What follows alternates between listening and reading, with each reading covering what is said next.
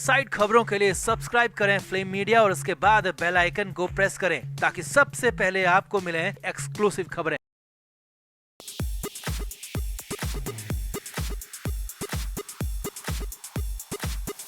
Mumbai cruise drugs case का क्या अंजाम होगा, ये सब कुछ बहुत बुरी तरह उलझ चुका है। आर्यन खान का केस अब किस दिशा में जा रहा है, कुछ नहीं कहा जा सकता। एनसीबी खुद कई आरोपों में घिर चुकी है। केपी गोसावी और प्रभाकरण सैल जैसे लोगों ने एनसीबी की सारी मेहनत पर पानी फेर दिया। एनसीबी ड्रग की जिस जंजाल से देश को और युवा पीढ़ी को बाहर निकालना चाहती है, वो सब अब पैसे और पावर के बीच बुरी तरह पिस चुका है। मगर इन सब के बीच जो खबर शाहरुख खान के बंगले मन्नत से आ रही है, वो ये है कि शाहरुख खान के शहजादे अभी तक जेल के सदमे से बाहर नहीं आ पाए हैं। और जैसे ही शाहरुख खान ने फिल्म की शूटिंग के लिए मुंबई से टेक ऑफ किया, वैसे ही आर्यन खान का पागलपन हद से ज्यादा गुजर गया। जी हाँ, शाहरुख खान के घर से आ रही खबरें बेहद हैरान करने वाली है, सबसे ज्यादा शाहरुख खान और उनके परिवार के लिए, क्योंकि आर्यन खान जेल से बाहर आने के 13 दिन बाद भी नॉर्मल नहीं हो पाए हैं। उल्टा आर्यन का पागलपन बढ़ता ही जा रहा है। और 10 नवंबर की रात को तो मन्नत के टॉप फ्लोर पर जो हंगामा हुआ, उसने हर किसी को चौंका दिया। तो क्या हुआ 10 नवंबर की रात को मन्नत के सबसे ऊपर वाले फ्लोर में? आखिर क्यों पूरी रात आर्यन खान बालकनी में बैठे रहे? आपको बताते हैं सब। आप भी वीडियो को शेयर करें और आर्यन खान की इस हालत पर कमेंट जरूर करें। तो जेल से बाहर आने के बाद आर्यन की हालत कैसी है, इसे लेकर कई लोग बता चुके हैं। आर्यन के एक दोस्त ने भी बताया कि आर्यन बिल्कुल भी ठीक नहीं है। वहीं कई मीडिया रिपोर्ट्स में भी दावा किया जा चुका है कि आर्यन जेल से बाहर आने के बाद बिल्कुल गुमसुम रहता है, किसी से बात नहीं करता। सिर्फ अपने कमरे में आर्यन ने खुद को कैद कर लिया है, क्योंकि अब तक शाहरुख खान भी आर्यन के पास ही थे। शाहरुख और गौरी दोनों मिलकर आर्यन का ख्याल रख रहे थे। मगर जैसे ही शाहरुख खान अपनी अपकमिंग फिल्म की शूटिंग के लिए मुंबई से बाहर गए, तो वैसे ही आर्यन खान का जेल का सदमा पागलपन की तरफ बढ़ गया।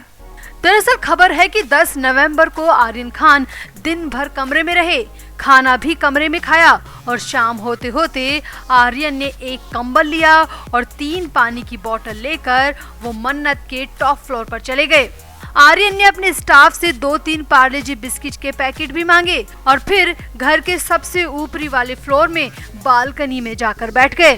सामने आया है कि करीब 2 घंटे बाद भी जब आर्यन नीचे सेकंड फ्लोर पर नहीं आए, तो स्टाफ की तरफ से 3 बार आर्यन को नीचे आने के लिए कहा गया। यहाँ तक कि बार बार स्टाफ के लोग आर्यन को देखने भी गए, कहीं आर्यन को कुछ चाहिए तो नहीं, आर्यन ठीक तो है, इसे लेकर स्टाफ के बीच हलचल बनी रही। मगर आर्यन नीचे नहीं आए। हैरानी की बात ये बताई जा रही है कि आर्यन अपना मोबाइल भी साथ लेकर नहीं गए। बस बालकनी में आर्यन के पास एक कंबल था, 3 पानी की बोतल और बिस्किट के पैकेट। मतलब जिस सामान के साथ आर्यन ने जेल में 1 महीना गुजारा, बस वो ही सामान लेकर आर्यन अपने घर के सबसे ऊपर जाकर बालकनी में बैठ गए। अब सूत्रों की माने तो आर्यन के इस तमाशे के दौरान घर पर ना तो शाहरुख खान थे और ना ही गौरी खान। ऐसे में स्टाफ के लोगों ने गौरी को फोन पर ये सब बताया और कहा कि आर्यन पिछले कई घंटों से उसी कंडीशन में बालकनी में बैठे हैं। अब तक आर्यन खान को लेकर कहा जा रहा था कि आर्यन सदमे में है। जेल में रहने का शौक आर्यन को अंदर तक लगा है। आर्यन किसी से बात नहीं करते, इवन अपना मोबाइल भी आर्यन नहीं देखते। मगर ये सब नेचुरल हो सकता है, क्योंकि 1 महीना जेल में रहकर किसी की भी हालत ऐसी ही हो सकती है। मगर जेल की तरह वो ही सामान लेकर आर्यन का बालकनी में बैठ जाना समझ से परे है। अब सूत्रों की माने तो आर्यन पूरी रात इसी हालत में और इसी सामान के साथ बालकनी में बैठे रहे। लाख कोशिशों के बाद भी आर्यन को वहां से नहीं उठाया जा सका। अब सामने आ रहा है कि शाहरुख खान भी आर्यन की इस हरकत को लेकर टेंशन में है और हो सकता है शाहरुख खान एक बार फिर से शूटिंग को बीच में छोड़कर मुंबई लौट आए, अपने घर लौट आए। वहीं इधर बताया जा रहा है कि गौरी भी आर्यन की इस हालत को देखकर शॉक्ड है और वो कई बार रो भी चुकी हैं। वैसे शाहरुख और गौरी आर्यन की लगातार काउंसलिंग भी करवा रहे हैं। लगातार 3 अलग अलग डॉक्टर से आर्यन को लेकर कंसल्ट कर रहे हैं, मगर फिर भी आर्यन की हालत में सुधार नहीं है। आर्यन को अब 12 नवंबर को एक बार फिर से हाजिरी देने के लिए एनसीबी दफ्तर में जाना होगा। इससे पहले आर्यन एनसीबी से मिले समन को भी स्किप कर चुके हैं, जिसमें आर्यन ने ना जाने की वजह खराब सेहत बताई थी। अब देखना होगा कि आर्यन 12 नवंबर को यानी शुक्रवार को एनसीबी दफ्तर में अटेंडेंस के लिए पहुंच पाते हैं या फिर नहीं। अगर पहुंचे तो हो सकता है कि एनसीबी अधिकारी तभी आर्यन से कुछ जरूरी इंट्रोगेशन भी करें। अगर आर्यन हाजिरी के लिए नहीं पहुंचे तो ये जमानत की शर्तों का उल्लंघन होगा। फिलहाल तो खबर यही है कि आर्यन की दिमागी हालत ठीक नहीं है। वो अब जेल के सामान के साथ रहना पसंद कर रहा है। कंबल, पानी और बिस्किट के साथ पूरी रात बालकनी में भी बैठा रहा। तो आर्यन की इस हालत पर आपका क्या कहना है? क्या वाकई में आर्यन सदमे में है या फिर इन्वेस्टिगेशन से बचने का ये एक हथकंडा है? आप भी कमेंट जरूर करें और वीडियो को भी शेयर करें। तो आर्यन खान ड्रग्स मामले की जांच अब एनसीबी के नए अधिकारी डीडीजी संजय सिंह करेंगे।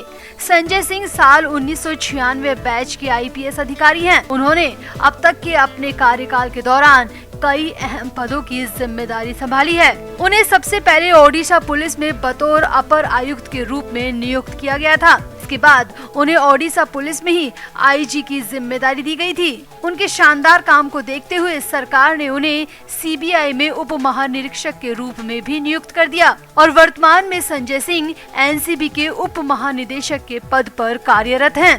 संजय सिंह को ड्रग केसेस में पैनी नजर के लिए माना जाता है। संजय सिंह ने आते ही सबसे पहले नवाब मलिक के दामाद समीर खान की फाइल को खोला और सबसे पहले नवाब मलिक को ही सबसे बड़ा झटका दे दिया।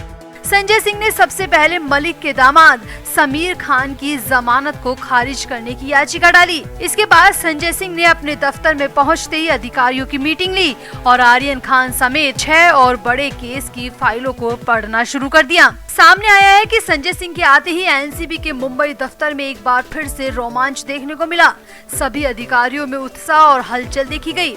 समाचार एजेंसी एएनआई को दिए बयान में एनसीबी की टीम ने बताया कि डीडीजी संजय कुमार ने जांच शुरू कर दी है। संजय कुमार ने आर्यन खान समेत 6 और मामलों की जांच को शुरू कर दिया है और समीर वानखेड़े इन सभी मामलों में अपनी पूरी भूमिका अदा करेंगे। उनकी भूमिका में किसी भी तरह की कोई भी कमी नहीं की गई है। अब सूत्रों की माने तो संजय सिंह ने आते ही अपने दफ्तर में कई बड़े ऐलान किए। सामने आया है कि संजय सिंह ने कहा कि हम केंद्रीय एजेंसी है, हमारा काम निष्पक्षता से जांच करना है। हम ना तो किसी के दबाव में काम करते हैं और ना ही पैसे और पावर वाले लोगों से घबराते हैं। सूत्रों की माने तो संजय सिंह ने कहा कि ड्रग का सेवन करने वाला, ड्रग्स को बेचने वाला, खरीदने वाला, सप्लायर या पैडलर सब हमारे लिए सिर्फ आरोपी हैं। कानून की अलग अलग धाराओं के आरोपी हैं। हमारे लिए वो ना तो किसी सेलिब्रिटी का बेटा है और ना ही बेटी। वो हमारे लिए सिर्फ कानून की धाराओं के अपराधी हैं, आरोपी हैं। इसीलिए हम किसी को नहीं बख्शेंगे। सामने आया है कि संजय सिंह ने ये भी कहा कि जो जांच जैसे चल रही थी वो वैसे ही चलती रहेगी, बल्कि उनमें और तेजी लाई जाएगी।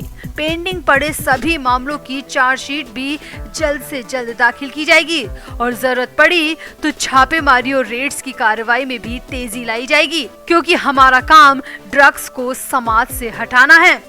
अब कानून के जानकारों की माने तो संजय सिंह बेहद कड़क स्वभाव के आईपीएस अधिकारी रहे हैं। उनकी इन्वेस्टिगेशन करने की शैली बिल्कुल अलग है।